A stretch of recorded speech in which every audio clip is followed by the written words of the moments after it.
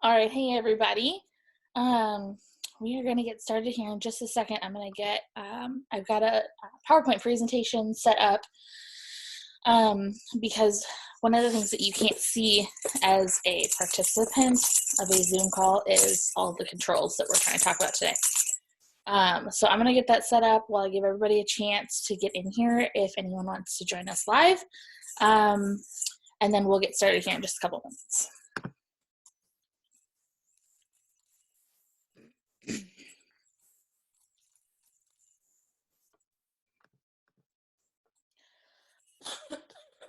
Excuse me.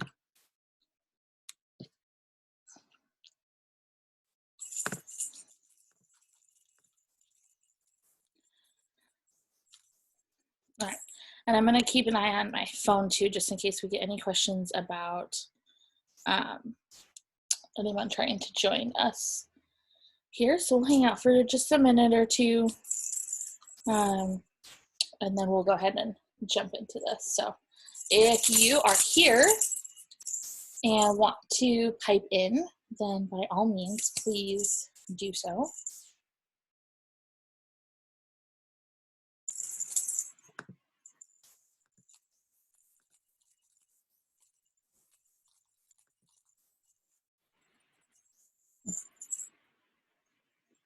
You saying hi too? Yeah? Okay.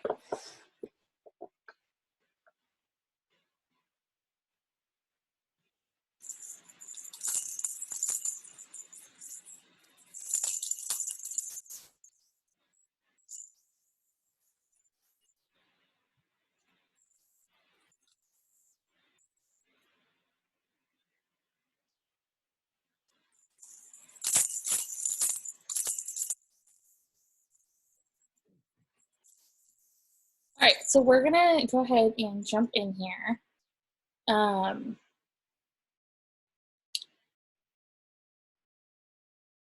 talk about how to use Zoom to do our online classes. So what I did is I kind of went through the whole process and took a bunch of screenshots for you guys. So if you have any questions, let me know. Because I am on a Mac, so Keynote's a little bit funky, so I may have to kind of jump in and out of the presentation if we have chat questions coming in, but I'm totally happy to do that.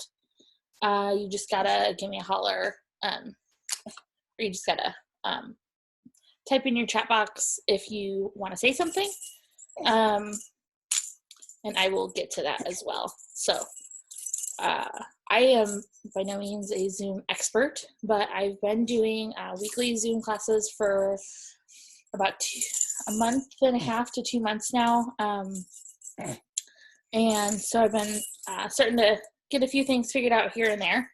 And with everyone kind of staying at home and sheltering in place and stuff, and trying to move education groups and check-ins and one-on-ones, all of that online, Zoom is a really great tool for that. And so I wanted to jump on here and share what I've learned so that everybody can feel like they can do this too. So it's pretty simple.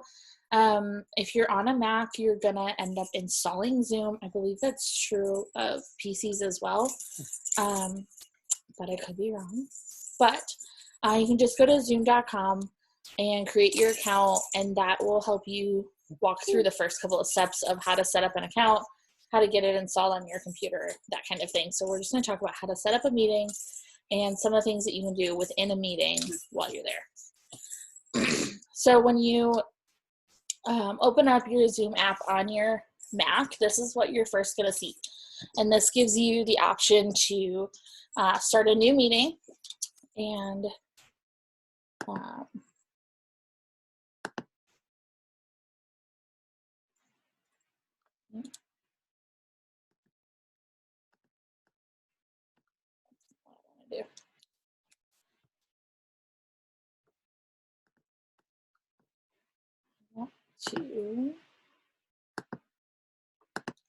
okay, so our first option is we can start a new meeting. That is just going to pop up a window, let you decide how you want to join with your audio and jump right into a meeting. This is probably one of the most popular ways to do it.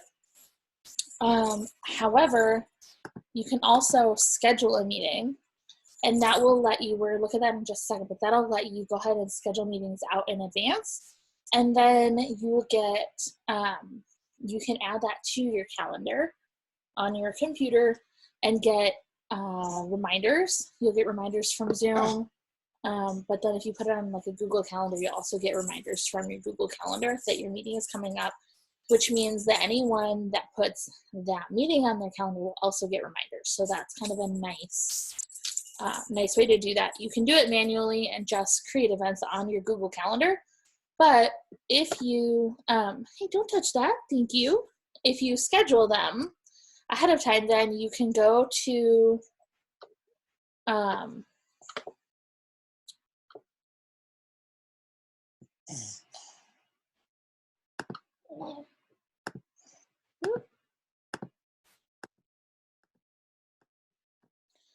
you can go to this page here and see all of your scheduled events coming up so that you can look at what you've got laid out, make sure that they kind of make sense and are what you want to be doing. I try to make sure that what I'm teaching is either appropriate for the season, appropriate for kind of what a lot of people will be encountering, or if I'm going to teach something that is kind of built on other topics, I want to start with the basic topics first. So when I got started, I started with oils, and then I jumped to thieves, and then I went to Ningxia. If I want to talk about the seedlings line, personally, I'm going to do a pregnancy class first. It doesn't matter, that is kind of just a personal choice, but that's kind of my thing. So I like to lay it out in my scheduled events coming up so that I can look at it and make sure that I don't have like a super random class scheduled in the middle of nothing, or something kind of hokey going on there. Okay, so those are, you can also have just like Zoom chats without the video component. That's not terribly common, but that's in the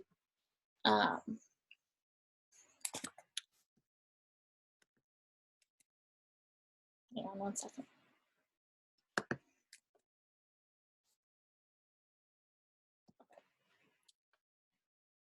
We're going to do this slightly different here and see if I can be a little bit more efficient here.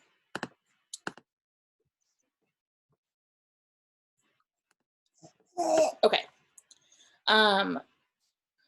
So right in here,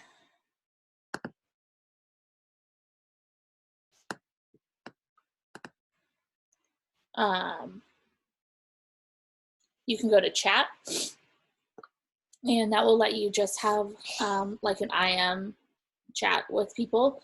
I don't use that functionality because I have so many other opportunities. You can also save contacts in Zoom. So if you have attendants that come regularly, or that you want to be able to invite super readily, you can create a contact and then send an invitation to them from within Zoom super fast and easy. So that's a good option. If you want to do that, that's also pretty self-explanatory. So this is what you're going to see when you first hop on, once you first start a call, excuse me, you're going to find, it's going to pop up. We're going to look at settings here in just a minute. You can set it to record automatically, or you can set it to where you have to start the recording in the middle of your meeting or when you're ready to. I like to set it to automatically record so that I can't forget, because I forgot several times and was really bummed out that I missed that particular class. So I set mine to automatically record, which you'll see up in this corner. If you don't see this, if you don't see this right here, you're not recording. And So that's a good thing to remember. You'll also see when you're screen sharing, you'll get a toolbar across the top of your screen, which we're going to see here in just a second as well.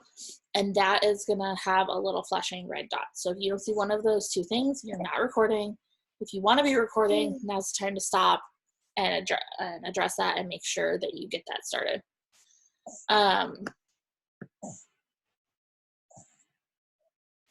From here, we're gonna, all of these controls that you see across the bottom of the screen are also going to, they're gonna transition to a toolbar at the top of the screen when you go into screen share mode, which is what we're gonna see next. This is what it will look like across the top of your screen.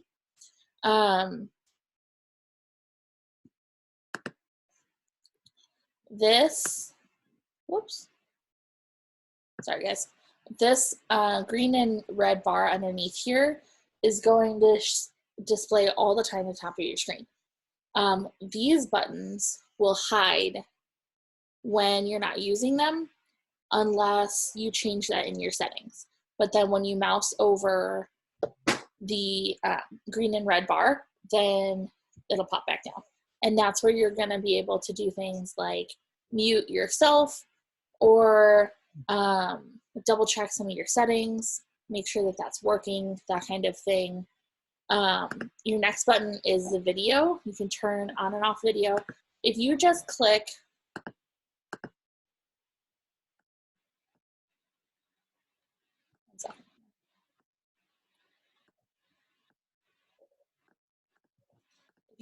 right here, that will instantly mute your microphone. So if you click the button, then you'll get this drop down list that lets you pick and choose things that you want to do.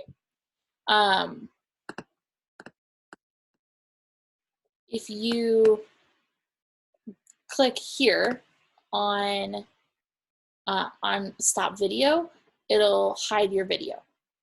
So I will, this is what you'll see, is you'll just see no video. You'll still get to do your screen share, but you won't see, your attendants won't see you anymore. If you click it again, then your video reappears. So if you have to get up, walk away, I use that fairly regularly if I have to stop and nurse the baby during a class so that we don't have any mishaps and malfunctions along the way. So that's a really handy button. You can just pop it really quick, get everything, do whatever you've got to do. You can turn your video back on or continue doing your screen share without video, and that's perfectly fine too.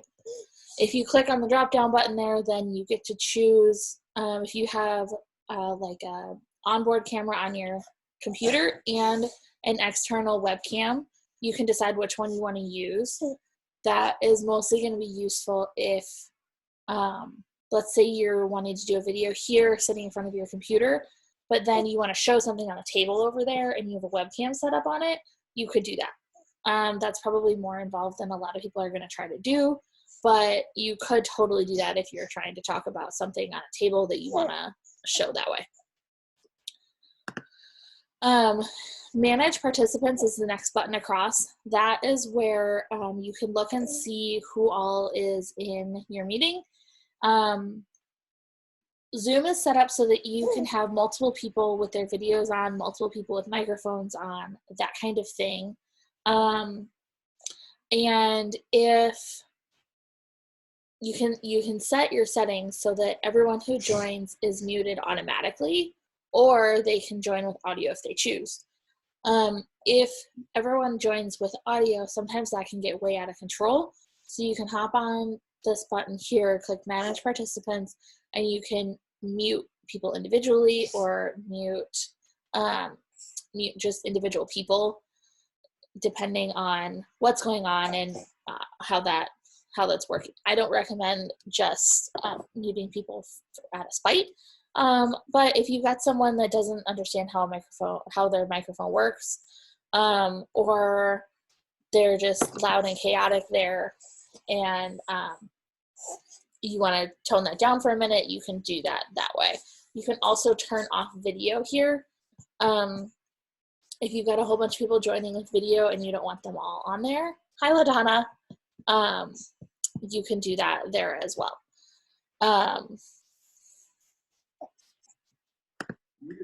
So that's also an option there too.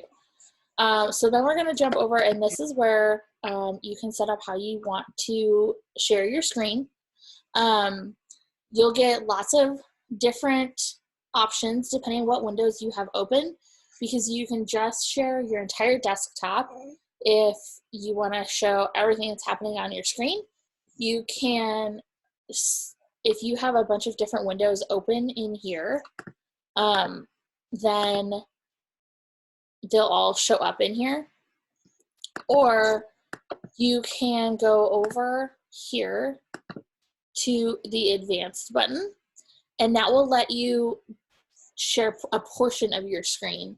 So if you just want to share a certain thing that's happening within a certain window, that kind of thing, then you can choose that. And then once you have picked what you want to be sharing to your attendees, then you can click share down at the bottom of the screen.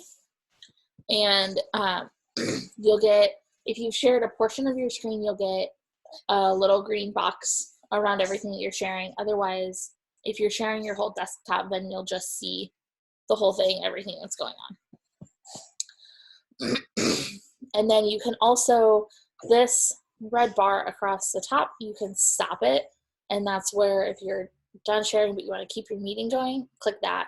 You don't want to X out of anything, because if you X out of something, you can end your meeting and then everyone will be gone. If you want to annotate, you can do that here. You can also, in this toolbar here, you'll see pause share. You can do that if you want to just take a break, but you want to leave everything set up just exactly how it is. You can click pause and then resume right where you left off instead of stopping the whole thing. If you want to annotate, you have lots of different options, and we're not going to go through every single one of them, but you can do that there as well. The mouse is just for pointing, obviously. If you want to change your cursor, you can do that. You can add text bubbles right here.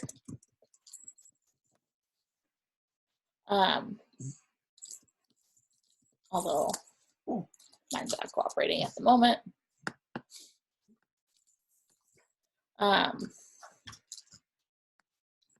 Easy buddy, hold on, you gotta stay here.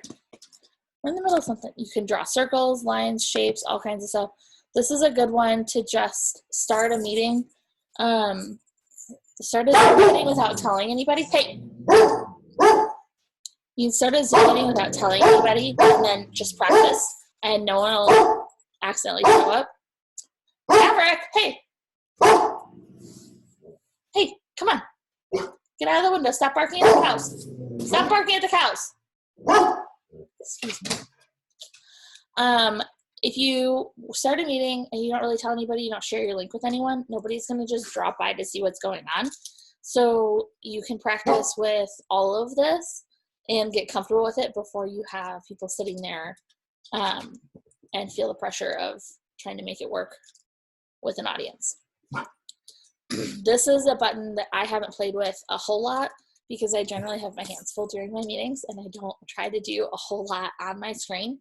I'm doing good to get a presentation going at the same time, but it can be very useful depending on what it is, what the content of your meeting is. If you click on the More button at the end of this toolbar, you'll get lots of different options. You can open up your chat window, send invitations out to meetings. Maverick, enough. Allow attendees to do their own annotations or prevent them. All kinds. You got all kinds of controls right there. That's another one that you're not going to end up using a whole lot, but they're there if you need them. I know, I hear him. He's going nuts, isn't he? Maverick, that's enough. Get out of the window. Thank you. Okay, so we're going to jump into settings. This, again, is going to look different if you are on a PC versus a Mac. For a Mac, you're going to access the settings for Zoom just like you do for any other program by going up to the Maverick, enough. You can go up to the menu bar in the top left corner, click on the name of your program, it'll drop down and you can select preferences and it'll take you right to this screen. And from here you can adjust everything. And I'm actually, this is your general settings. Kind of scroll through and see if most of the default settings are going to work for everybody. I used all the default settings for the first several meetings that I did. Then once I was more comfortable with what I wanted to have happen, I came in and just played around with settings until I found stuff that I liked. You can change your video settings. You can set it to join meetings without video on or default to video on. Displaying names with participants, that kind of thing. You can choose, you can also choose which camera to use here. Testing your speakers and your microphones is a great thing to do before your first meeting with attendees. Just in case there's something that isn't working properly, then you can know and fix it before everyone is wondering why they can't hear what you're saying, why your lips are moving, but nothing's happening. You can also have, if you have external webcams or microphones set up, you can also choose them here. I haven't done that in a while. I generally use my built-in ones, but you can pick those up super cheap on Amazon and do that way. You can change a few of your screen share settings here. Most of these I just leave default. I haven't found anything that really makes a huge difference to me for my purposes. So if you want to get in there and play around, go for it, but don't stress out about that one too much. That's pretty, your defaults are going to be really good here. Your chat settings are, this is where most of the options are, but again, most of your defaults are going to be fine. You can change how you get notifications, if you get notifications during your classes, all kinds of stuff. I'm not an expert with chat yet. I had a technical difficulty with it actually a couple of weeks ago, where instead of showing up in a chat box, it showed up on my shared screen. No idea how that happened, but that was a bummer, but it's not something I've been able to replicate. So I say go for it, and worst thing that's going to happen is it just doesn't work right and you work from there. But again, you can scroll through, read through these, see if there's anything that you want to change for yourself. The virtual background is something that I don't find particularly helpful. It's just not a very well-developed thing yet. It just tries to crop out your background and give you something behind you, which is nice in theory, so that you don't have to show off all of your clutter to all of your attendees. However, it looks a little funny when you move because it's just AI that's trying to determine what is behind you. If you have a green screen and you want to get fancy about it, then that would work pretty well. You can pick and choose what you want behind you. I don't have a green screen, so I just go with the clutter look, and it's working for me. Recording, this is a good one to familiarize yourself with, because this is where you can choose where to record, where your recordings get saved. So once you end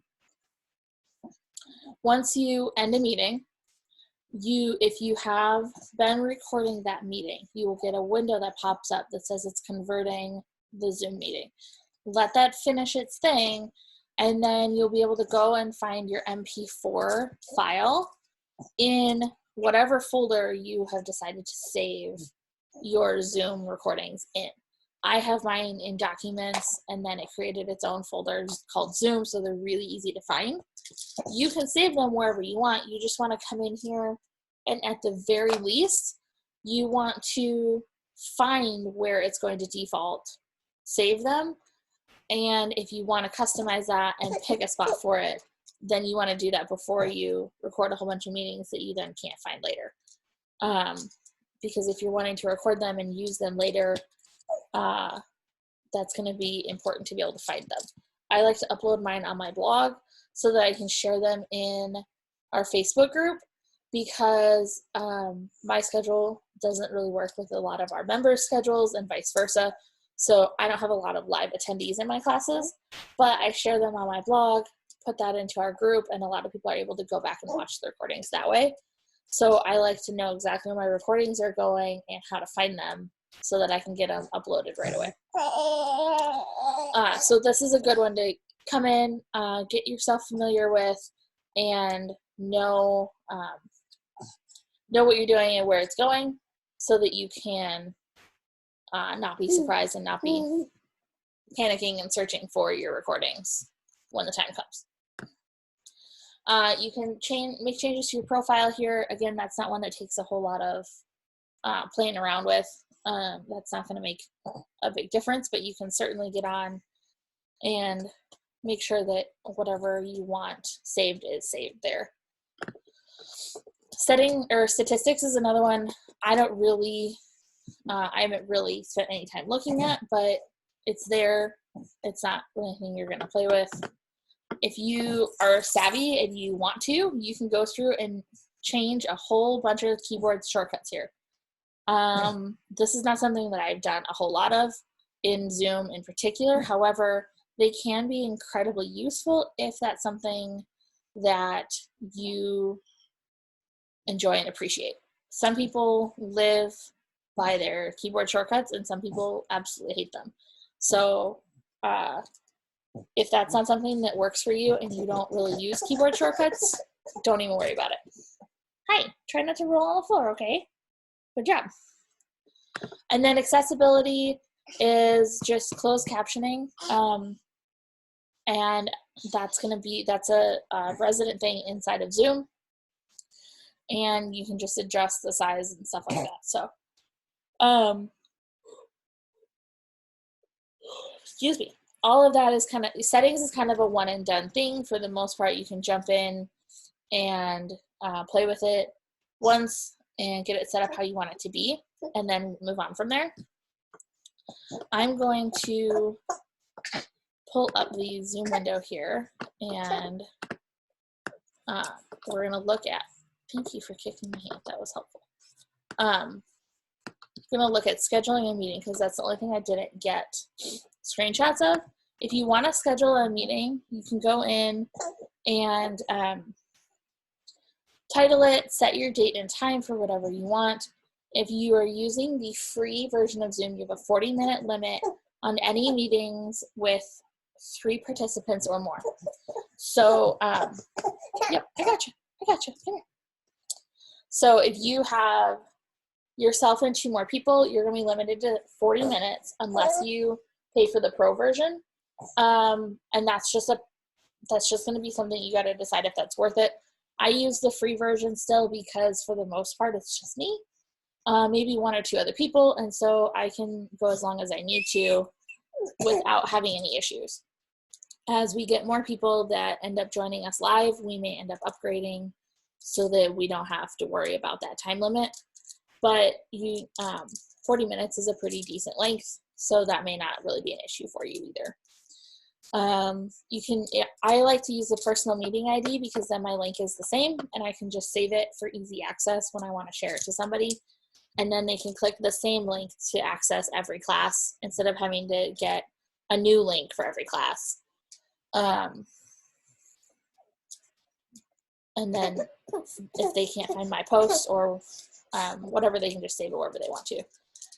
This is where you can set whether or not you want your video to be automatically on when you join, whether you want your participants' videos to automatically be on when they join, and you can set your audio settings. Zoom is one of the programs that you can dial in from a cell phone or landline.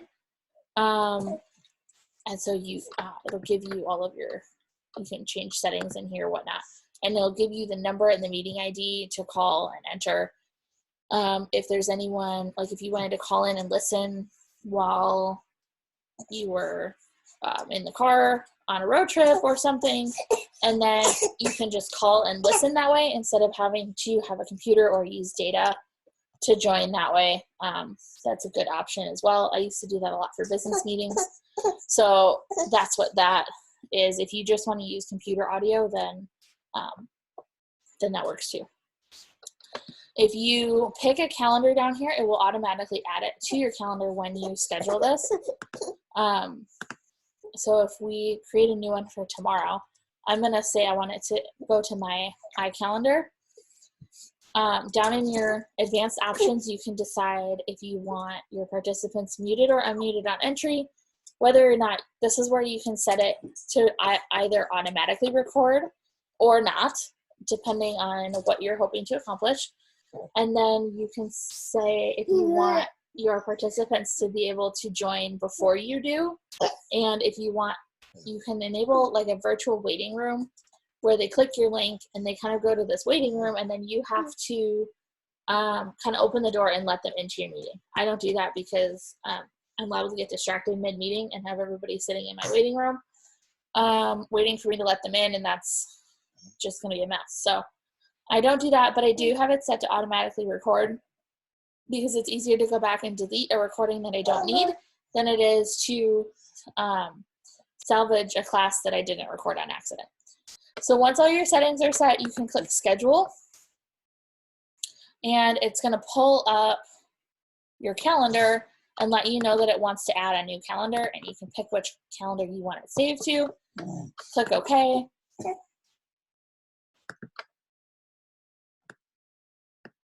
Hopefully. And it's not gonna, I have to be outside of the sharing dialog box. There we go. But then it'll pop it up on your calendar, whichever one you choose, so that you don't have to go and create a whole new event, and it's right there. When you do that,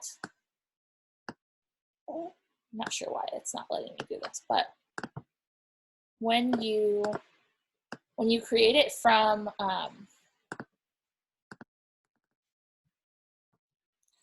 Zoom, you will see this, all of this is put into that meeting. So you have your link for joining, what time it is, where it's at, what your meeting ID is, all of that is automatically put into the event that it creates, which saves you a hassle if you want any of that information in there. If you don't, then you may be better creating the event on your own, but that's up to you. Okay, so I think that's everything I wanted to cover. Is there anybody have any questions? LaDonna, do you have any questions? If not, then I will wrap this up and get this uploaded so that anyone who wasn't able to join us can ask questions.